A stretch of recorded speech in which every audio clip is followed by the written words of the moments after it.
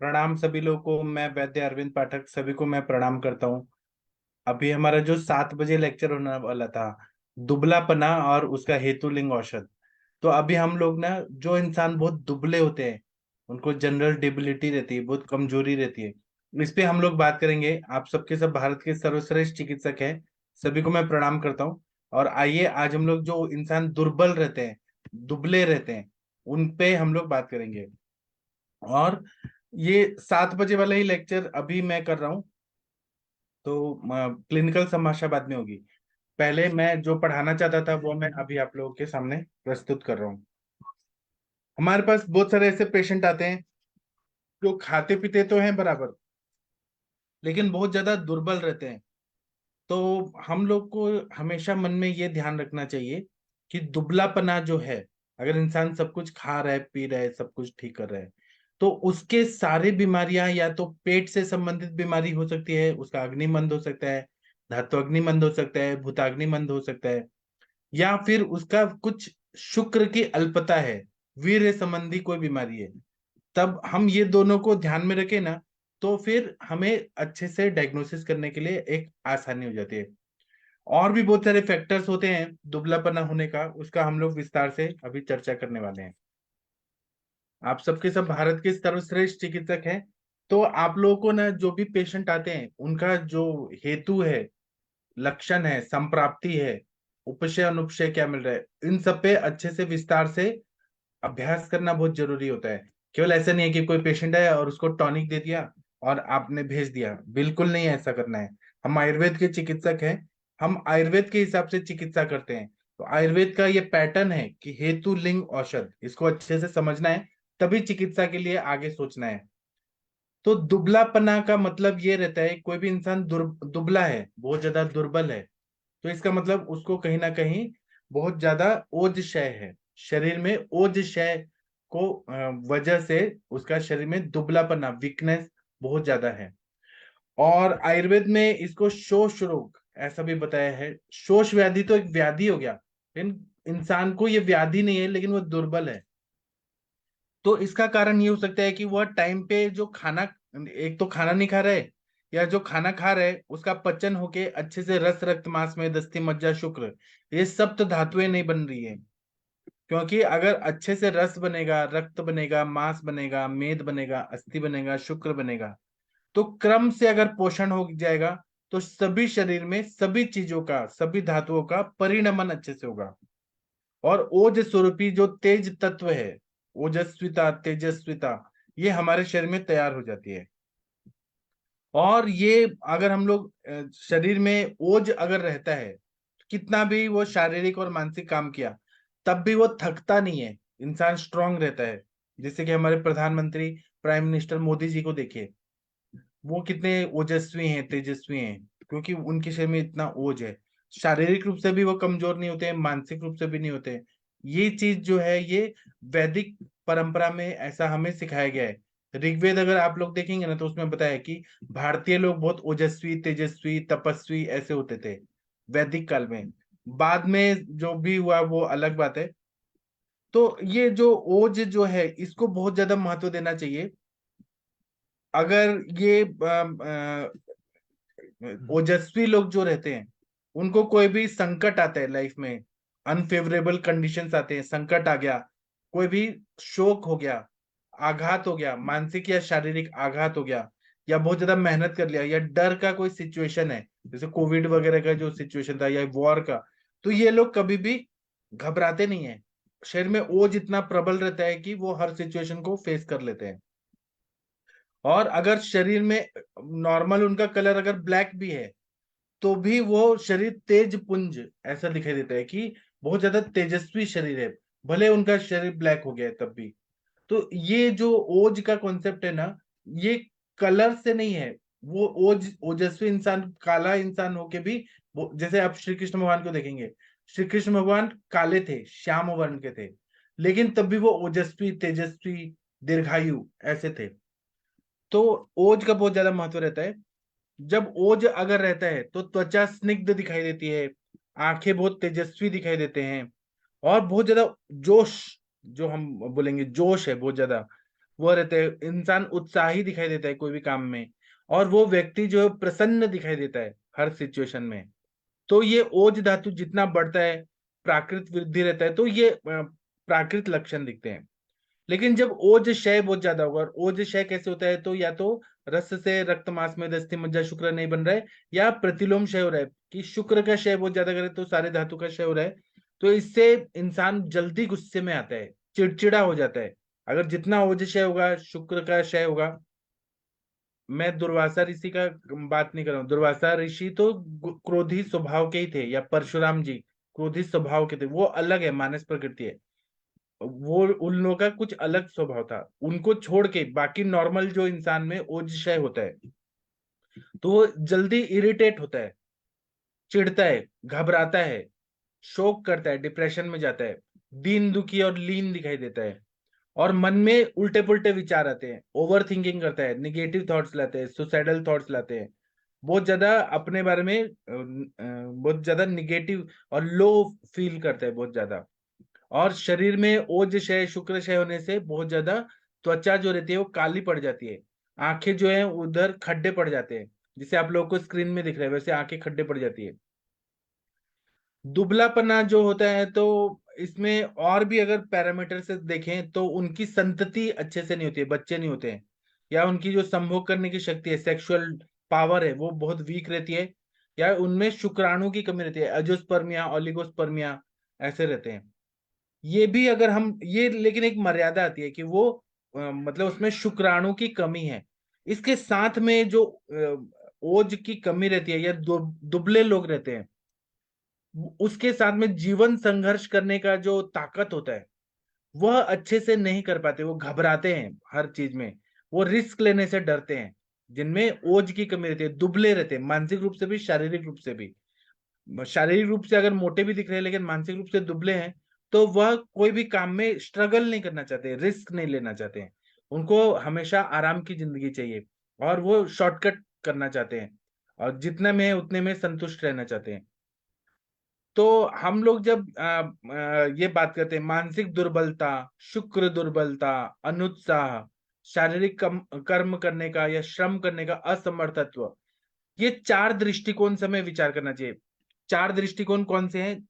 कोई भी इंसान दुबला है, चार दृष्टिकोण होते हैं कि मानसिक रूप से दुर्बल है, शुक्र के वजह से दुर्बल है, उसमें कोई भी चीज का उत्साह नहीं है, अनुत्साह है, और शारीरिक क्रम श्रम करने का असमर्थत्व है, वो असमर्थ है कोई भी शारीरिक काम करने के लिए। ये चार दृष्टिकोण से जब हम विचार करते हैं, तब हमें ये पता चलता है कि कोई इंसान दुबला है ना। तो इस तरह का हमें पता चलता है। अभी मैं आगे और बताऊंगा, आप लोग कुछ बोलना चाहते हैं ये टॉपिक पे? आपके पास ऐसे पेशेंट आते हैं शारीरिक रूप से मानसिक रूप से दुबले हो गए हैं, दुर्बल है बहुत ज्यादा। मैं कृश व्यक्ति नहीं बोल रहा हूँ, कृश का अलग डेफिनेशन है, उसमें मांस धातु का क्षय होता है, मांस धातु की वृद्धि। यहाँ पे दुर्बलता की बात है रही। बल जय उदानो बलम उच्यते, उदान जो है वो बल देता है, और बल जो रहता है, इंसान पतला भी रहे लेकिन शारीरिक और मानसिक बल से वो बहुत आगे जाता है। इस टॉपिक पे आप लोग कुछ बोलना चाहते हैं तो बोलिए। डॉक्टर त्रिवेदी सर, अखिलेश तिवारी जी कुछ बोलना चाहते हैं? आदित्य सर, अगर आप नहीं बोलना चाहते हैं तो पहले मेरा सुनिए फिर आप लोग बोलिए। ये जो टॉपिक है ना, इस पे हमारे सर लोगों ने बहुत ही डीप में विचार किया है, हमारे जो गुरु लोग प्रैक्टिशनर हैं वो हमें बहुत। सर आप बोलना चाहते हैं, त्रिवेदी सर?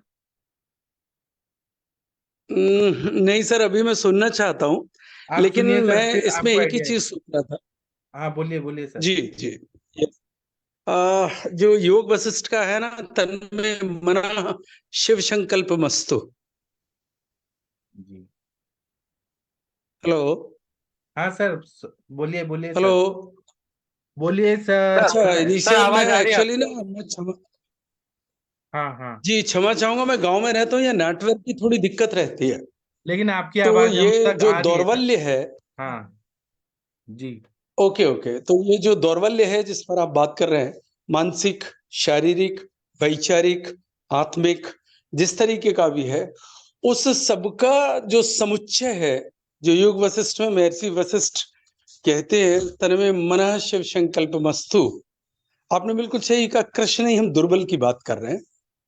तो ये इस पर काफी बड़ी बात हो सकती है और आयुर्वेद में इस पर काफी काम किया गया, तो मैं पहले उसे सुनना चाहूंगा, जी फिर हम अपना अपना पॉइंट ऑफ व्यू इस पे जी। रखते हैं। और हाँ, आप प्लीज आयुर्वेद में दिग्दर्शन बल पे, करिए इसमें। जी सर, जी सर, आयुर्वेद में बल पे बात किया गया है, सहज युक्तिकृत, जी ऐसे बात किया गया है। कोई शारीरिक रूप से, मानसिक रूप से यस सहज रूप से बलवान रहता है, जी कोई युक्तिकृत रहता है। शोएब अख्तर जो था वो बॉलिंग करता था, क्रिकेटर, रावलपिंडी एक्सप्रेस बोलते थे, बॉलिंग करने के बाद 6 बॉल डालने के बाद पंप लेता था। वो क्या है, वो शारीरिक रूप से तो स्वस्थ जी दिखता था, लेकिन उसको दमा का बीमारी था, तो हम उसको नहीं बोलेंगे कि हाँ बलवान है। जी जी हाँ। अब मैं ना इस पे और डिटेल में बात करूंगा, अभी आप लोग सुनिए, आपको आइडिया आएगा तो आप लोग और अच्छे से बता सकते हैं। जो दुर्बलता जी रहता है, जी जी जी ये 4 तरह का दुर्बलता रहता है जो मैंने बताया। पहला मैंने बताया कि मानसिक दुर्बलता। तो मानसिक दुर्बलता जो रहती है, उसके कुछ कारण रहते हैं। ये दुर्बलता का कारण होता है कुछ आगंतुक स्वरूप का। जैसे कि मैं जब एमडी कर रहा था तो मैंने बहुत सारे पेशेंट देखे जो उनका change in behaviour, sudden change in behaviour, और वो पागल की श्रेणी में आ गए, और वो वायलेंट हो गए, या फिर उनका गुस्सा एक्सप्रेस हुआ तो बहुत वायलेंट हो गए, उन्माद की स्थिति में गए। तो उनका हिस्ट्री लिया गया, पता चला कि उनके पिताजी ने दूसरी शादी की थी, उनकी माँ मारती थी, पिताजी के बाद जाने के बाद मारती थी, फिर उनके कभी टीचर ने मार दिया, कभी गर्लफ्रेंड से ब्रेकअप हो गया। तो अंदर का जो गुस्सा था वो अचानक एक्सप्रेस हुआ। तो ये आगंतुक स्वरूप का जो हेतु रहता है, लाइफ में कुछ ऐसी ऐसी घटनाएं हो जाती है जो चीज नहीं एक्सेप्टेबल होती दिमाग को, वो दिमाग में असर करती है, तो इंसान मानसिक रूप से दुर्बल हो जाता है। अब वो कारण कोई भी हो सकते हैं, आगंतुक कारण होता है। में बाह्य और सामाजिक परिस्थिति हो सकती है। अब जैसे कि चाइनीज जो प्रेसिडेंट है, वो उनका थेरी कैसा है कि उनके लाइफ में बहुत ज्यादा दुख दिया गया उनके लाइफ में, लेकिन उनके उनके देश में ऐसा है कि मुझे दुख मिला है ना, अब मैं स्ट्रांग बनूंगा, और स्ट्रांग बन के मैं दूसरों को दुख दूंगा, तो वो तानाशाह बन गए। लेकिन सब लोग ऐसा नहीं कर पाते हैं। कुछ लोग, परिस्थितियां आती हैं लाइफ में, बाह्य परिस्थिति, सामाजिक परिस्थिति, जो अपने ताकत से बाहर की चीजें रहती है, जो हमारे कंट्रोल में नहीं रहते हैं, तो मानसिक रूप से बहुत ज्यादा दुर्बल हो जाते हैं। या फैमिली में ही, अपने परिवार में ही संघर्ष करना पड़ता है लाइफ में, तो वो संघर्ष कर करके या तो कर नहीं पाते हैं, या कैसे भी वो मानसिक रूप से दुर्बल रहते हैं, कि ऐसा ही जिंदगी, हमारा नसीब में ऐसा है, मानसिक रूप से दुर्बल रहते हैं। इसी तरह से दूसरा कारण ये होता है कि उनका खाना जो रहता है, वो आहार अच्छा नहीं मिलता है, स्निग्ध पदार्थों का अभाव रहता है। जितना स्निग्ध पदार्थ खाएंगे, घी वगैरह खाएंगे, उतना मानसिक ताकत बढ़ती है, लेकिन उनके खाने में स्निग्धता नहीं है, उनका शरीर जो है वो रुक्ष है बहुत ज्यादा, या फिर पोषण वाला चीज नहीं है, तो मानसिक रूप से बहुत दुबले रहते हैं। मस्तिष्क का अच्छे से पोषण नहीं हुआ है, जिस तरह से पोषण होना चाहिए वो नहीं मिल पाता है। कोई भी कारण हो सकता है, हो सकता है गर्भावस्था में हो, बीज की दृष्टि की वजह से हो, या फिर संस्कार, उनके घर में जो पालन पोषण हुआ है उसमें ऐसा चीज दिया ही नहीं गया है कि मस्तिष्क का पोषण अच्छा हो, तो वो लोग डिलेड रहते हैं हर चीज में, मानसिक दुर्बल रहते हैं। इसी तरह से चिंता अगर बहुत ज्यादा है, लाइफ में बहुत सारे सिचुएशन ऐसे आते हैं, अनफेवरेबल कंडीशन रहते हैं जिससे चिंता रहता है, या आकस्मिक किसी की मृत्यु हो गई, या फिर अन्य कोई आघात हो गया, जैसे कि गर्लफ्रेंड भाग गई, जिससे बहुत ज्यादा प्यार करते थे वो चले गए, धोखा दिया किसी ने, पैसे को लूट लिया, या ऐसा जो विश्वासघात हो गया, ऐसा कुछ ना कुछ मानसिक धक्का मिला, ये कारण हो सकता है मानसिक दुर्बलता का। या फिर पेट में कृमि है, या कॉन्स्टिपेशन है, उससे भी मानसिक दुर्बलता आती है।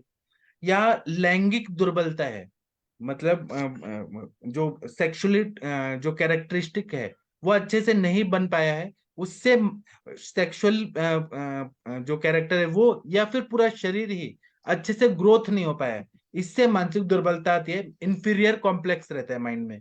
या फिर मानसिक दुर्बलता का कारण होता है कि किसी को गलत संगति में शराब पीने की आदत हो गई, बीड़ी सिगरेट, या गंदे दोस्त मिल गए, वो इंसान बढ़ ही नहीं पाता है मानसिक रूप से, वो सोचता है कि हम तो गंदे ही हैं, हमको झोपड़ी में ही रहना है, हमारा ऐसा ही है। हम, या फिर पहले के जमाने में जैसे जातिवाद होता था, तो उनपे दिमाग पे असर होता था कि आप शूद्र हो, आप डोम हो, आप यही काम करना है, तो वो मानसिक जो दुर्बलता रहती थी, वो एक रहती थी, इंफीरियरिटी कॉम्प्लेक्स रहता था।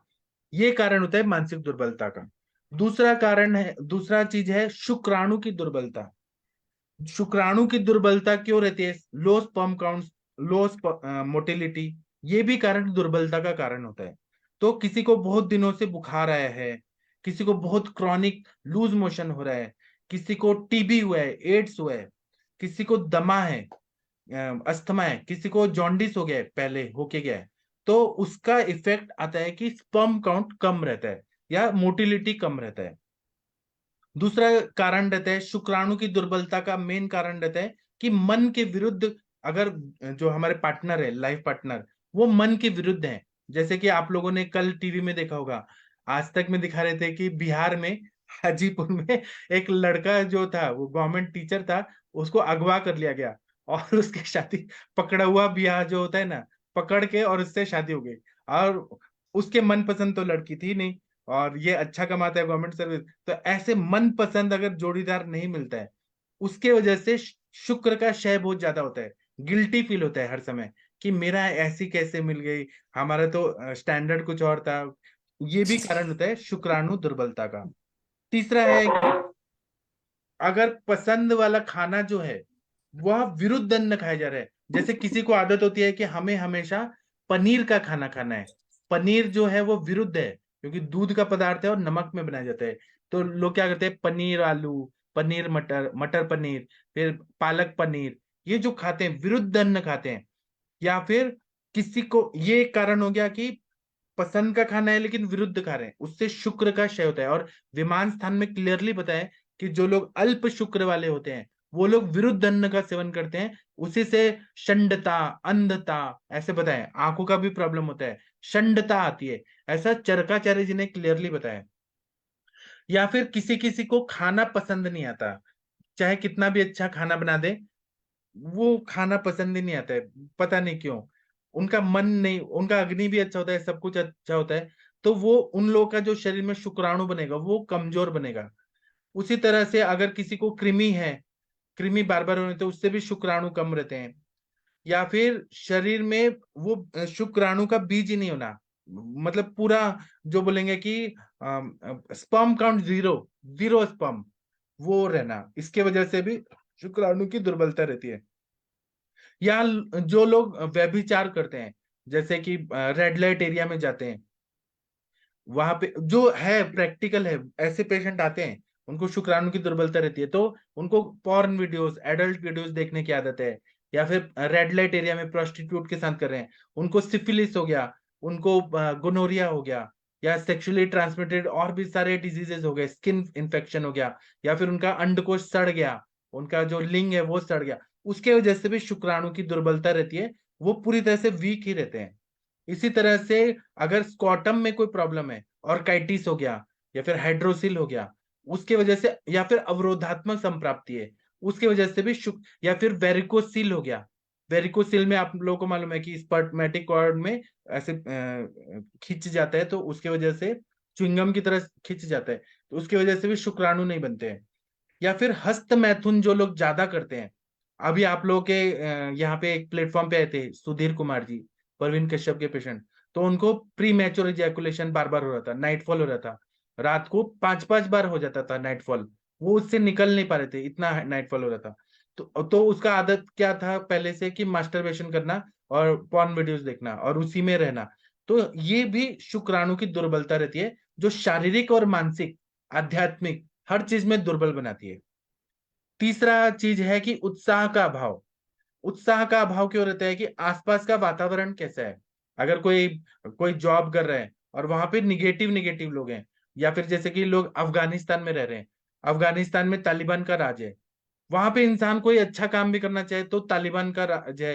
या फिर चाइना में गए तो वहां पर भी चाइनीज जो, या फिर वो जो नॉर्थ कोरिया है, वहां पे अपना कुछ नहीं कर सकते हैं, वहां पे जो राजा बोलता है वही काम करना पड़ता है। तो वहां पे वातावरण या परिवार से मेल नहीं बैठता, या जॉब में जो कलीग है उनके साथ मेल नहीं हो रहा है, या दोस्त से नहीं हो रहा है, तो इससे उत्साह का अभाव होता है, यह भी एक तरह का दुर्बलता रहता है। दूसरा क्या है कि लाइफ में क्या करना है, गोल और गोल ओरिएंटेशन नहीं है, एम्बिशन नहीं है कुछ, बस कर रहे हैं, कर रहे हैं, काम कर रहे हैं, ये जो रहता है ये उत्साह का अभाव रहता है। कुछ टारगेट नहीं है लाइफ में, क्योंकि मालूम है कि हम कुछ भी करेंगे तो हम अंबानी और टाटा मित्तल तो बन नहीं सकते हैं। तो जैसे जिंदगी चल रही है बस चलते रहे चलते रहे। ये उत्साह का भाव, ये भी एक तरह का मानसिक दुर्बलता रहता है। दूसरा है कि अगर सर्दी जुकाम हमेशा कंटिन्यू रह रहा है, क्रॉनिक साइनोसाइटिस रह रहा है, प्रतिशय रह रहा है, दमा रह रहा है, क्षय रोग रह रहा है, ग्रहणी रोग, आईबीएस के पेशेंट आप लोगों ने देखे होंगे, हमेशा खाना खाने में लूज मोशन जा रहे हैं, जिंदगी उनका बीत जाता है कि वॉशरूम और खाना, वॉशरूम खाना, उधर ही ध्यान रहता है। इसके वजह से भी उत्साह नहीं रहता है लाइफ में कि मैं कुछ नहीं कर सकता हूँ, मैं ऐसा ही हूँ, मेरे को लाइफ में ऐसे ही दिया है। तो क्षय रोग हो सकता है, ग्रहणी रोग हो सकता है, अस्थमा हो सकता है, सर्दी जुकाम हो सकता है, या फिर जिनको क्रॉनिक कॉन्स्टिपेशन रहता है, उनको कभी भी नींद पूरी नहीं होती है, उनका पेट साफ नहीं होता है, दिन भर उनका खराब जाता है, पेट में कृमि रहते हैं, यह भी उत्साह का अभाव रहता है। चौथा चीज है कि कार्य क्षमता की कमी होना। कार्य क्षमता की कमी मतलब एफिशिएंसी जो है वो कम रहता है। वो क्यों रहता है? वो भी एक तरह का दुर्बलता है। इंसान चाहे तो क्या नहीं कर सकता है, चांद पे जा सकता है, मंगल ग्रह पे जा सकता है, लेकिन कार्य क्षमता की कमी का क्या कारण है? शारीरिक रूप से देखें तो खून की कमी होना, धातुओं की सम्यक वृद्धि न होना। अब स्त्रियों में अगर देखें तो खून की कमी है, वो लड़की पढ़ना चाहती है, करना चाहती है, लेकिन उसमें उसकी कितनी खून की कमी है वो कर नहीं पा रही है, एक तरह से ये दुर्बलता है। कुछ लोग जो रहते हैं वो खाते बहुत हैं, लेकिन उनका वजन बढ़ जाए, मोटापा बढ़ता है, फैट्स बढ़ते हैं, लेकिन खून की कमी रहती है। शरीर के सभी धातुओं का पोषण नहीं होता है।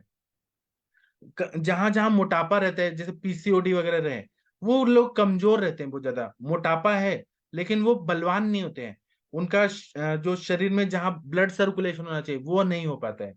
या फिर पेट की बीमारियां रहती हैं, तो वो खाया पिया बॉडी को लगता ही नहीं है, वो लोग भी दुर्बल रहते हैं। या फिर किसी किसी का नींद पूरा नहीं होना, यह भी दुर्बलता का कारण होता है। मतलब इंसान को सब कुछ है, पैसा है, सब कुछ है, बड़े बड़े सेलिब्रिटी हैं, लेकिन लोग जल्दी बूढ़े हो जाते हैं। आप लोग देखिए, अक्षय खन्ना जो है वो जल्दी बूढ़ा हो गया।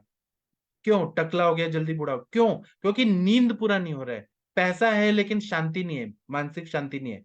तो यह भी दुर्बलता का कारण होता है। और दूसरा क्या है कि एज के हिसाब से भी बलवान धातु जो है वो क्षीण होते रहते हैं, यह भी दुर्बलता का कारण है। इसलिए आयुर्वेद में बोला है पूर्वे पूर्वे मध्य वयसी वा, रसायन का सेवन करना चाहिए, मतलब युवावस्था में या फिर मध्य अवस्था से रसायन का सेवन करना चाहिए। अगर रसायन का नहीं सेवन करेंगे तो बुढ़ापा जल्दी आ जाता है, मानसिक रूप से या शारीरिक रूप से। तो यह भी दुर्बलता का एक कारण होता है। स्त्रियों में जो दुर्बलता आता है वह क्या हो रहता है कि स्त्रियों को बताती नहीं है बहुत सारी चीजें, कि उनको वाइट डिस्चार्ज कंटिन्यू हो रहा है, क्लॉट्स आ रहे हैं, मेंसेस इरेगुलर आ रहे हैं, डिसमेनोरिया हो रहा है। तो वह कहीं ना कहीं अपने आप को इंफीरियर समझते हैं, वो काम नहीं कर पाती हैं जो उनको करना है। तो ये मेंटली या फिजिकली ये दुर्बलता रहती है। या फिर मेंसेस के टाइम पे बहुत ज्यादा हैवी मेंसेस होना, मेनोरेजिया होना, मेटोरेजिया होना, उससे मूड स्विंग होता है, कमजोरी आती है, यह भी दुर्बलता का एक हेतु रहता है। या फिर स्त्रियों में कम पोषण मिलना और काम ज्यादा करना, या फिर लाज, लज्जा और संस्कार, कि घर में सभी बड़े लोगों को खिला के, सभी पुरुषों को खिला के बाद में खाना है, तो उनका अध्यशन बार बार होता है, और मेहनत ज्यादा रहता है। तो यह भी दुर्बलता का कारण रहता है। ये सारे मैंने कारण बता दिए। अब आप लोग बताइए, आप लोग को क्या लगता है दुर्बलता का क्या कारण होता है? आप लोग का क्या विचार है? अखिलेश तिवारी जी, आप कृपया बोलेंगे इस टॉपिक पे कुछ। जी सर, प्रणाम सर, सभी को मेरा सादर प्रणाम। आपने तो सर बहुत सारे हेतु बताए मानसिक दुर्बलता का, लेकिन कुछ चीजें होती है कि जेनेटिकली भी देखा गया है कि जिसके पेरेंट्स दुर्बल होते हैं, मानसिक दुर्बल मतलब मंद बुद्धि के हैं, तो उनके बच्चे भी इस तरह को देखा गया है कि मानसिक दुर्बल रहते हैं, मंद बुद्धि के होता है। गर्भावस्था के समय भी अगर पर्याप्त मात्रा में पोषण का अभाव होता है, पर्याप्त मात्रा में पोषण नहीं मिलता है और खास करके आयोडीन वगैरह की कमी होती है, तो उसमें भी मानसिक दुर्बल दुर्बल व्यक्ति होता है। डिलीवरी के समय अगर आघात हो जाता है, या ऐसे भी अगर आघात होता है ब्रेन पे, तो वो भी कारण होता है। अति शुक्र क्षय, ये भी दुर्बलता का कारण होता है। और परिस्थिति और परिवेश, ये भी आदमी को मानसिक दुर्बल बनाता है। ये परिस्थिति स्ट्रांग भी बनाता है मानसिक और परिवेश, और ये दुर्बल भी बनाता है। तो दुर्बलता की इतने सारे हेतु सर आपने बताया, सही बात है, और इस पे चर्चा होनी चाहिए। और जितना अच्छे तरह से आयुर्वेद इसको समझ सकता है और ट्रीट कर सकता है, मैं नहीं समझता हूँ कि दूसरे पैथी में इस तरह के मानसिक दुर्बलता की मतलब कोई अच्छा इलाज है। जी सर। जी, इसलिए चरक संहिता में सूत्र स्थान में बल्यगण स्पेशल बताए, बृहणीय गण, बल्यगण। अब ये बल्य है, वो शरीर को भी बल देता है, मन को भी बल देता है। जी, इस टॉपिक पे और कोई कुछ बोलना चाहते हैं तो बोलिए please. Doctor Shrikant Trivedi sir, आप कुछ बोलना चाहते हैं? जी सर। जी सर, बोलिए सर। आ, चरक चिकित्सा में शायद 9वें अध्याय का एक सूत्र है, विरुद्ध दुष्ट सचिव भोजनानि प्रघर्षम देव गुरु दुजाना उन्माद हेतुर्भय हर्ष पूर्वो मनो विषमाशस्य चेष्टा। मुझे लगता है शायद इस श्लोक में एक इतना बृहदाकार रूप से मानसिक और शारीरिक दौर्बल्य का क्या हेतु हो सकता है, और उस हेतु के साथ साथ उसकी क्या संप्राप्ति है, उसके क्या लक्षण है। लक्षणों में भी कहा गया है धी विभ्रम है, सत्व परलिप्तम पर्याकुला दृष्ट धीरता चा, इस तरीके का भी एक श्लोक है। ये दोनों ही चीजों से, आहारगत, आचारगत और विचारगत, ये तीनों ही तरीके से जब हम सम्यक रूप से पोषण नहीं करते हैं शरीर का, मन का और आत्मा का, तो फिर ये दौर्बल्य की प्रभावशाली लक्षण हमें दिखने लगते हैं। ये ठीक है कि आधुनिक विज्ञान की तरफ से आयुर्वेद भी मानता है जेनेटिकली है, लेकिन मुझे ऐसा लगता है अपने अनुभव से, अपने जीवन में जो पेशेंट बड़े डरे हुए से आते हैं, बड़े भयभीत होते हैं, बड़ी छोटी सी बीमारी को बहुत बड़ी बीमारी समझकर आते हैं, उन्हें बहुत डरा दिया जाता है, तो जब उनका इतिवृत्त लेते हैं, उनके परिवार का इतिहास भी लेते हैं, तो वो सारा मिलता तो है, लेकिन जेनेटिकली के साथ साथ उनकी परवरिश किस तरीके से हुई है, ये ना हैं एक दूसरे से। ऐसा मुझे लगता है, मैंने बहुत सारे पेशेंट इस तरीके के देखे हैं कि जिन्हें हम ये देखते हैं कि ना ये जेनेटिकल डिसऑर्डर है। जब हम उनकी परवरिश के बारे में, उनको किस तरीके से उनका पालन पोषण, उनके व्यक्तित्व का निर्माण, उनका मानसिक बल किस तरीके से, देहबल तो आजकल सबको बहुत अच्छा पोषण मिल रहा है, बहुत सारे लोगों की बहुत सारे आहार पदार्थों तक रीच है, बहुत सारा काम हो रहा है, लेकिन हम ये देख रहे हैं कि जिस अनुपात में लोगों को जितना अच्छा आहार मिल रहा है, वो लोग, ये हो सकता है मेरा ये परसेप्शन थोड़ा सा एक्सेजरेट में कर रहा हूं, वो लोग मानसिक रूप से उतने ही कमजोर हैं जो चिकित्सा के लिए आते हैं, जो बड़े अच्छे माहौल में रहे हैं, जिन्हें बड़ा प्रोटेक्टेड माहौल मिल रहा है, जिन्हें बड़ी सारी तरह की भौतिक सुविधाएं हैं, और जब वो चिकित्सा के लिए आते हैं तो बड़ी छोटी छोटी बीमारियों को लेकर वो इतने मानसिक रूप से घिरे हुए होते हैं कि उन्हें एक बड़ी लंबी काउंसलिंग की जरूरत होती है।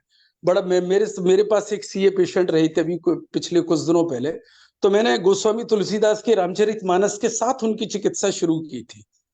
उनके पास ना औषधियों की कमी थी, ना आहार की कमी थी। जेनेटिकल डिसऑर्डर इसलिए मुझे ज्यादा नहीं लग रहा था कि उनके परिवार में उनकी माँ और पिता दोनों ही शिक्षक थे, वो खुद सीए थे, बहुत अच्छी फर्म चलाते थे। उसके बाद उनको शुरुआत हुई, वो थोड़ा सा मधुमेह के लक्षण शुरू शुरू में दिखे, उसके बाद वो उसे लेके इतने गंभीर हो गए, इतनी चिंता कर ली, और इतने, तो उनकी एक जो काउंसलिंग की गई, तो मुझे उसमें यही समझ आ रहा था कि सिर्फ जेनेटिकल डिसऑर्डर्स की साथ साथ अगर हमारा पालन पोषण भी उस तरीके से हुआ है कि हम मानसिक रूप से दृढ़ नहीं बने हैं, और मन की सत्ता पर आयुर्वेद ने बड़ा काम किया है। मैं उस पर कुछ अधिक नहीं अभी बोलना चाहूंगा, बहुत सारे सुधी और विद्वान जन लोग बैठे हैं, उनके विचार उस पर सुनेंगे। तो उसके उस दौर्बल्य को दूर करने से शारीरिक दुर्बलता भी उसी अनुपात में दूर होती है। ऐसा मैंने अपनी चिकित्सा में काफी कुछ देखा है।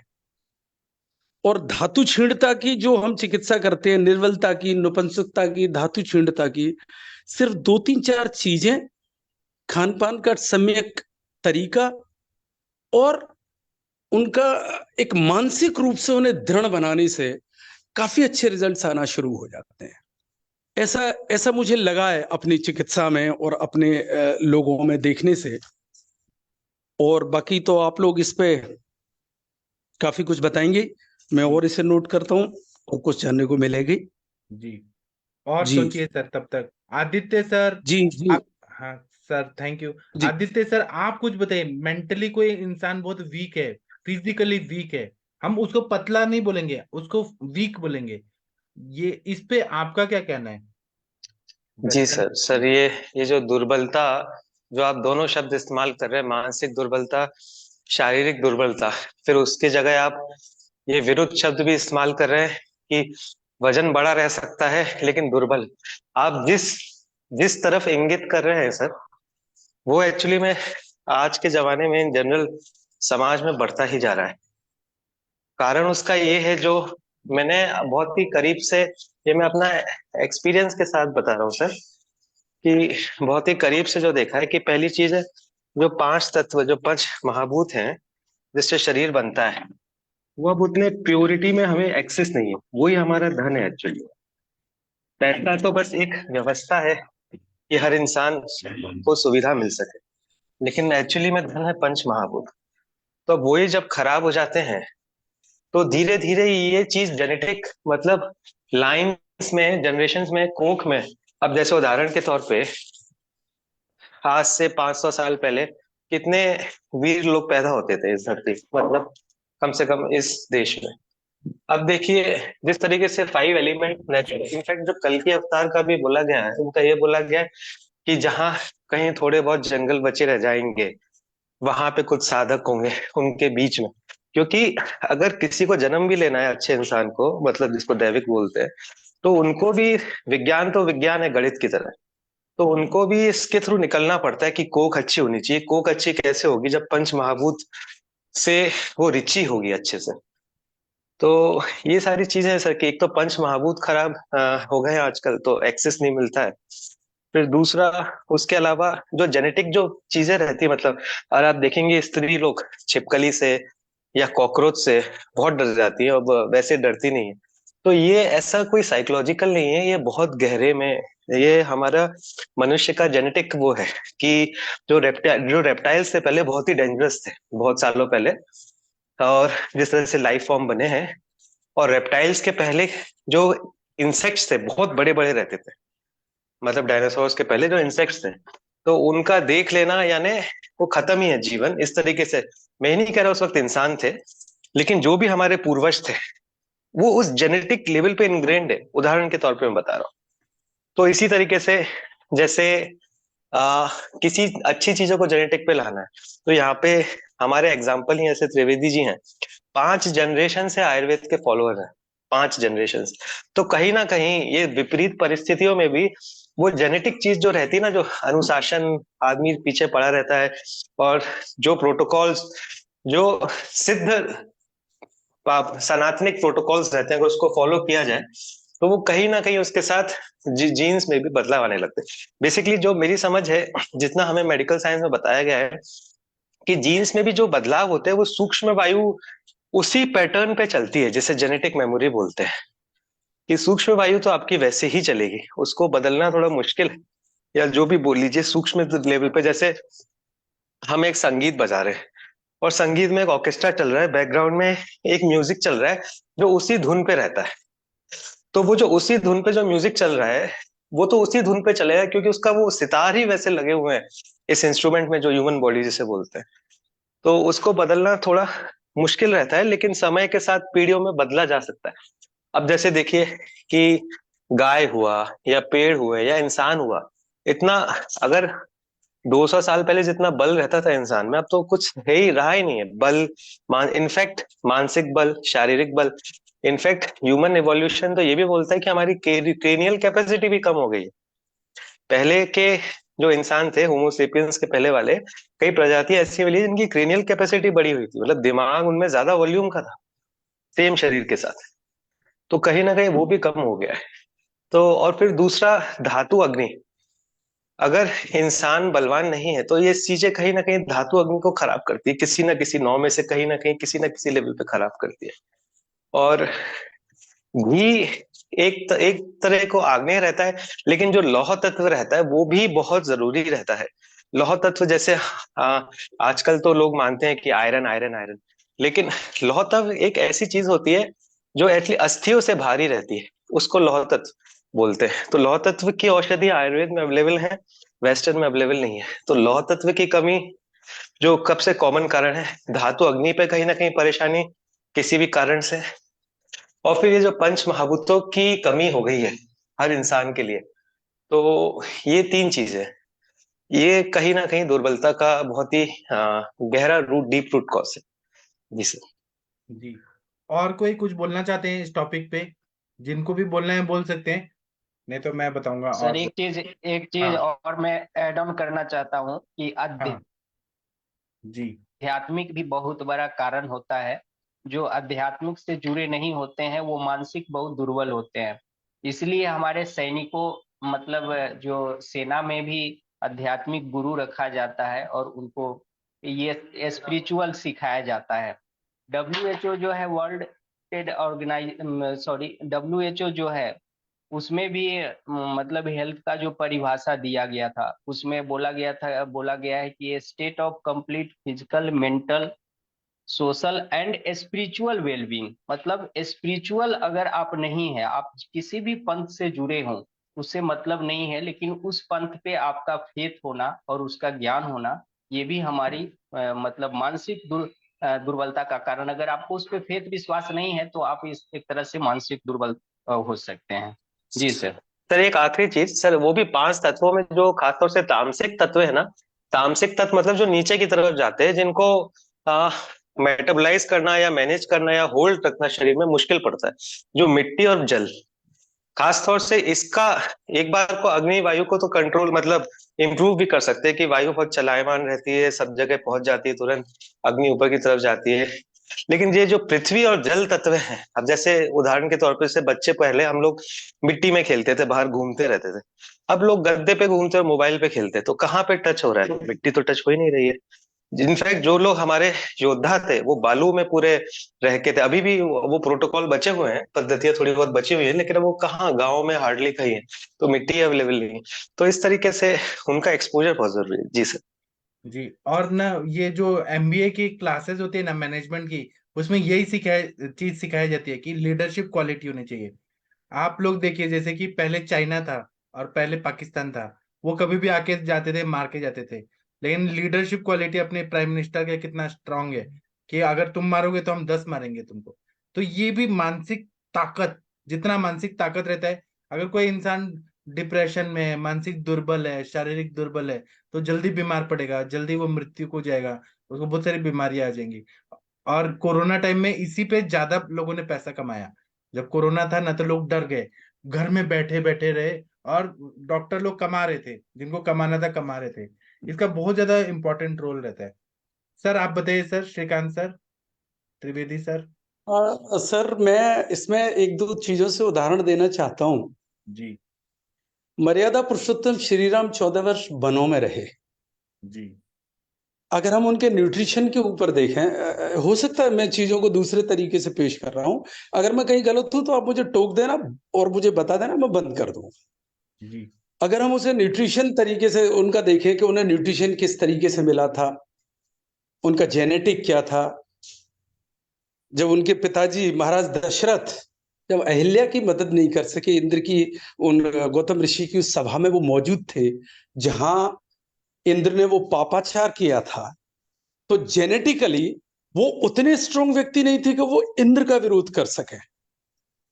लेकिन विश्वामित्र के साथ 18 वर्ष के श्री राम हाथ उठाकर कहते हैं कि मैं अहिल्या को अभय दान करूंगा।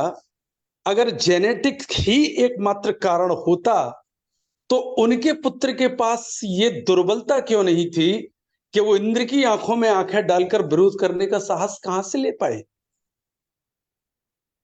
मर्यादा पुरुषोत्तम श्री राम तो चलो बहुत बड़ी बात मैंने कह दी, हम बहुत छोटी बातें करते हैं। मोची के लड़के, नाविकों के लड़के, मैं नेपोलियन बोनापार्ट, मैं पोलपोट, मैं माओत्सो तुंग, मैं एडोल्फ हिटलर की बात कर रहा हूं। विचारधारा अलग है, उन्होंने क्या किया वो अलग है, मैं उनके अदम्य साहस की बात कर रहा हूं। उन्होंने ये सब किस माहौल से सीखा था, वो किस तरीके से अपने को इस तरह परिणित कर पाए। और इन तीनों व्यक्तियों में से कोई भी 5 फुट से ज्यादा का नहीं था और किसी का बॉडी वेट 55 किलो से ज्यादा का नहीं था। लेकिन इतनी अदम्य शक्ति कि नेपोलियन बोनापार्ट कहता है कि मैंने फ्रांस का मुकुट धूल में पड़े देखा था, मैंने घोड़े पर बैठकर तलवार की नोक से उठाकर अपने सर पर रखा है। यह अदम्य साहस कहां से हुआ? वो न्यूट्रिशन जो नेपोलियन को मिल रहा था वो बाकी के सारे फ्रांस में तब किसी और को नहीं मिल रहा था क्या? या कि फिर किसी और न्यूट्रिशन की जरूरत है? अभी मेरे से पूर्व जो बोल रहे थे डॉक्टर साहब, उन्होंने बहुत अच्छी बात कही। उसमें सिर्फ एक ही बात है, मैं दिनकर जी के शब्दों में बात कह के दुर्बलता की अपना जो मैं समझ रहा हूं इस वक्त उसकी बात करना चाहता हूं। दिनकर जी ने रश्मि रथी में एक बड़ी सुंदर बात कही है, वीर। दुर्बल का ठीक विपरीत क्या है? धीर और वीर, ये दुर्बल का ठीक विपरीत है। और वो वीर किसे कहते हैं? वीर वही जो कर में अपने जब भी खड्ग उठाता है मानवता के महागुणों की सत्ता भूल न जाता है। सीमित जो रख सके खड्ग के पास उसी को जाने दो, और विप्र जात के सिवा किसी को मत तलवार उठाने दो। विप्र जिसका काम क्या है? ज्ञान। जिसका काम क्या है? शिक्षा। जिसका काम क्या है? संस्कार। जिसका काम क्या है?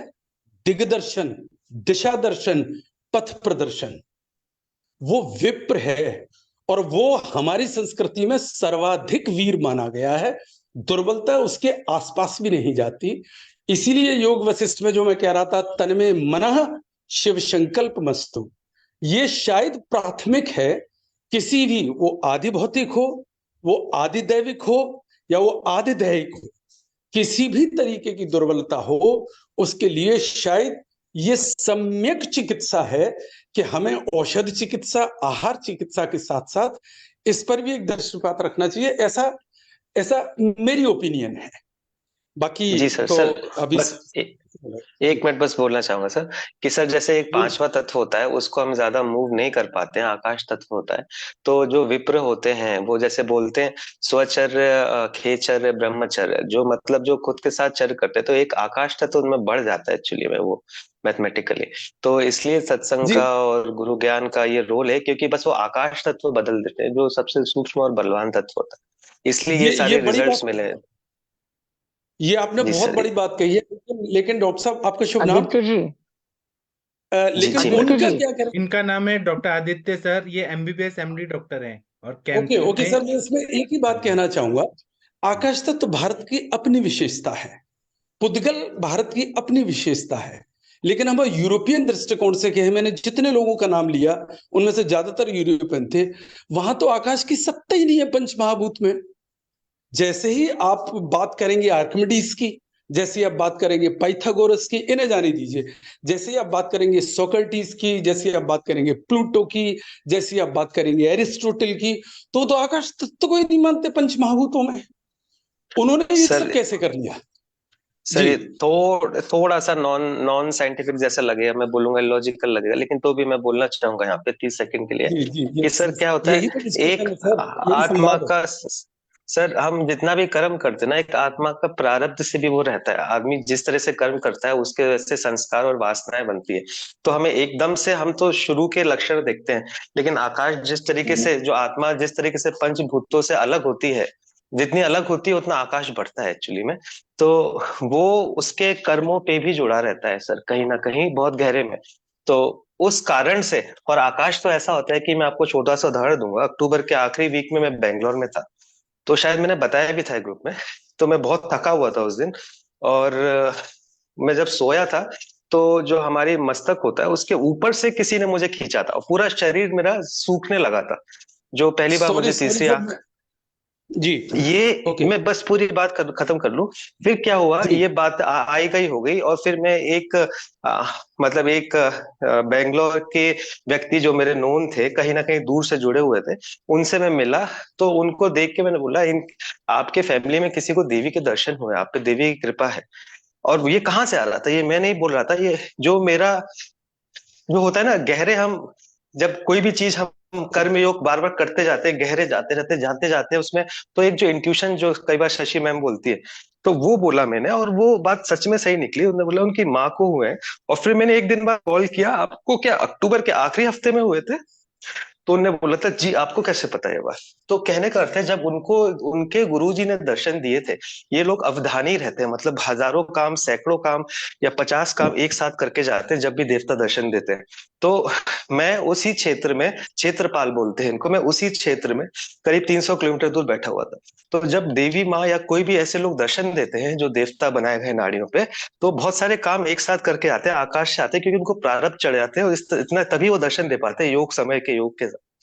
तो सर, ये भी जो आकाश है ना, इसको जानने के लिए बहुत गहरे में, जैसे राम जी के पास इतना जेनेटिक के बावजूद भी विज्ञान में कोश पर ये बार बार हमारा शरीर का जो रहता है जन्म होता रहता है, पहले दूसरे तीसरे शरीर बनते रहते, तो उसको जी जानने के लिए हमें एक्चुअली में ये चार तत्वों को समझना पड़ेगा, तब पांचवा तत्व अपने अंदर समझना पड़ेगा, तब पांचवें तत्व का ज्ञान पता चलता है। जी सर। आप बड़ी बात कह रहे हैं। उसे जानने के लिए मुझे लगता है कि हमें शुरुआत वशिष्ठ और विश्वामित्र से करनी पड़ेगी, और पहुंचना हमें अगस्त तक पड़ेगा।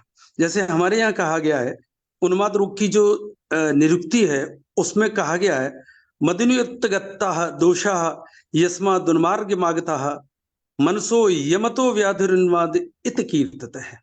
जो आपने बताया है एग्जैक्टली वही उन्माद रोग में भी कहा जाता है। उसकी जो निरुक्ति है, उन्माद है क्या, कौन सी चीज उन्मार्गी होती है, कौन सी चीज विमार्गी होकर, मन तो बहुत अणु रूप है, बड़ा परमाणु रूप है, उसे कौन सी चीजें ऐसी हैं जो इस तरीके से विचलित करती हैं। ये बड़ा विषय है, इस पर सारे लोग बोलेंगे। मैं इस पे अब सुनना चाहता हूँ। जी जी, अनुरिता मैम आप कुछ बोलना चाह रही थी? Doctor Anurita ma'am. Sir actually sir मैं बीच में ज्वाइन हुई, तो मुझे जस्ट पूछना था, ये मनोदौर्बल्य और शारीरिक दौर्बल्य दोनों की बात हो रही है ना? जी जी।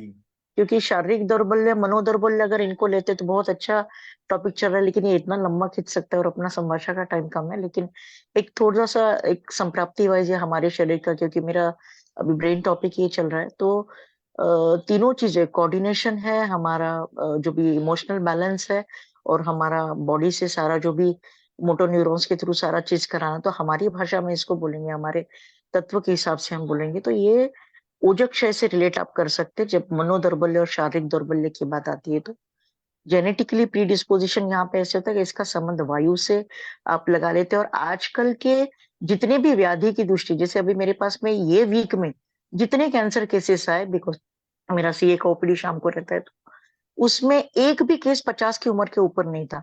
42, 43 brain carcinoma, glioma, CA breast, then CA. तो ये सारी चीजों में जैसे वायुना यत्र नियंत्रे प्रणेता, तो मानसिक आप और शारीरिक जब आप इसको लेते हैं, तो कितने सारे व्याधियों का जो रूट कॉज है वो स्ट्रेस रिलेटेड या मानस हेतु रिलेटेड ही मिलता है। लेकिन आप जब इसको ट्रीटमेंट वाइज जब आपको इसको लेना होता है, तो हमारे इसमें व्यान की विकृति में चित्तोत्प्लव करके आया है, हर्ष और विषद ये गुण आए हैं।